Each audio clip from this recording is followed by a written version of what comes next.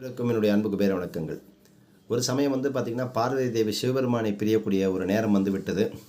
அந்த பிரிவை சரிப்படுத்தணுங்கிறதுக்காக பிள்ளையார் என்ன பண்ணுறாரு அப்படின்னா, தன்னை மாதிரியே ஒரு உருவத்தை பிரதிஷ்டாபனை பண்ணி ஆப்போசிட்டில் வச்சு அவர் என்ன பண்ணுறாரு அப்படின்னா, சங்கல்பம் பண்ணி பூஜை எடுத்துக்கிற சீக்கிரமாக அப்பா அம்மா சேரணுங்கிறதுக்காக, சண்டைகள் எல்லாம் நிவர்த்தியாகி சேரணுங்கிறதுக்காக, மிக முக்கியமாக அந்த இரட்டை பிள்ளையாரை வழிபடும் பொழுது பார்த்திங்கன்னா, நாகதோஷம் நிவர்த்தி ஆகும்.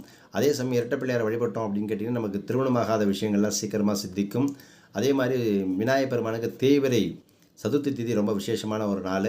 அப்போ இந்த இரட்டை பிள்ளையாரெலாம் எங்கெங்கே இருக்குது அப்படின்னு கேட்டிங்க அப்படின்னா, திருச்சி உய்யங்கொண்டால் திருமலை, அதுக்கப்புறம் பார்த்திங்கன்னா ஐயாரப்பர் கோவில், திருவையாறு, தஞ்சாவூர் திருவையாறு, அப்புறம் பார்த்திங்கன்னா மிக முக்கியமாக எடுத்தோம் அப்படின்னு கேட்டிங்கன்னா திருமலை சிவன் கோவில், மதுரை மீனாட்சி அம்மன் கோவில், இந்த இடத்துலலாம் உச்சி பிள்ளையார் இரட்டை விநாயகர் இருக்கார்.